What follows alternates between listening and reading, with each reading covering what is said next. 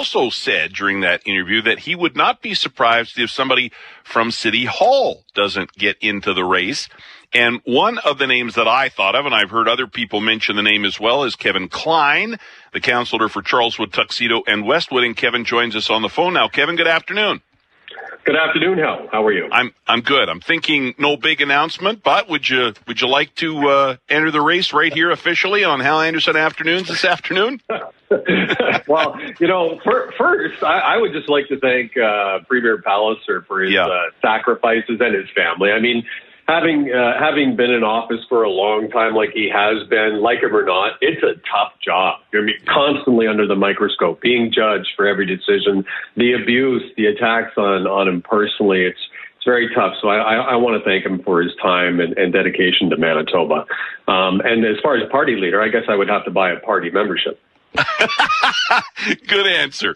That's a great answer. It wouldn't. Here's why. And so now let's just have a discussion about this, because you know what's going on out there. Here's what I think. I think that the next person to lead the Tory party in the province of Manitoba, the next premier, will be the next premier. I think it needs to be somebody who can win Winnipeg, right? Because that's been a problem for the party, and that's why I think a guy like, and I don't know because I haven't talked to Chris, but that's why I think Chris Adams and others say, hey, maybe it's going to be a complete outsider, because some of the people that Chris mentioned there, I think, are tainted a bit by Pallister and his unpopularity right now. Maybe it's going to take an outsider, and maybe it takes somebody who is a councillor, for example, and popular in the city to win Winnipeg against the NDP. Well, Hal, I do think that you have to look for somebody different. And that's really when it was nice of you to mention my name, and others have actually called me. But I'm not, and I think that's what the party, I'm not a typical politician, right? Parties desire a certain type of person. For somebody like myself, things would have to change. I mean, we would have to work with educators. You have to revisit Bill 64 and get more input from residents, because it's not quite ready. You have to work with healthcare providers to find a different way, because our population is aging. And we need to be focusing on some preventative medicine as well as that. You have to build Manitoba to meet the future needs, because we're growing. And we must improve our Indigenous relationships. I mean, we have to work together creating our new future. And we have to find better ways while not taxing the hell out of people or adhere to the same party policies and party ways, because party politics, I think we all know, hasn't been working great. I don't think the party would like that kind of approach, but hopefully I'm wrong. Mm-hmm.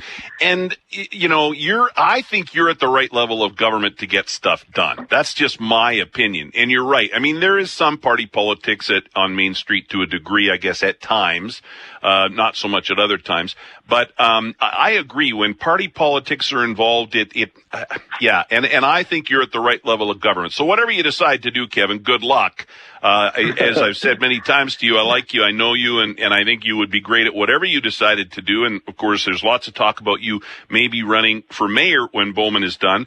But I agree. I think it's a difficult gig, man. Oh boy, that would be tough to be a party leader, let alone a member of the party at the provincial level or the federal level. Yeah, I agree with you. And we have to do things differently in politics. That's one of the reasons I ran, not to get into the political world. I just felt that it's time. We've been doing the same thing for decades. It's time to change the way we approach politics. And I think you can do that even as the leader of a party. You can bring that change. And hopefully that's what people are looking for, because we need that change. Today, Hal, we should be focusing on healing the province at every level of government. I think we've had some issues, and we need to be talking about healing the province. That should be our conversation. And then let's build a future for Manitoba. It doesn't have to just be Winnipeg. Let's build a future for Manitoba. Winnipeg is the main machine, but we got to start working together. I think we've kind of gone off on our separate ways far, far too long. And whoever gets elected, whoever is an elected official, has to remember it's one taxpayer. You're taking money from one taxpayer.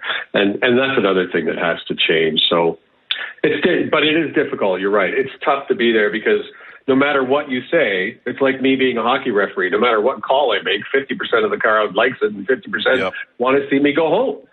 Right. Mm-hmm. We're going to talk to right. we're going to talk to probe pollster Mary Agnes Welch at about 1:45, 1:45 this afternoon. And my main question for her will be, what, based on the polling and her expertise, what do Manitobans want in a new premier? You talked about some of the things the new premier needs to do and work on. What qualities do you look for in a premier or a prime minister or a leader in a political sense? I think you need a real leadership person in there that can truly work with people, that want to be surrounded, not by yes. My main question for her will be, what, based on the polling and her expertise, what do Manitobans want in a new premier? You talked about surround themselves with the best people.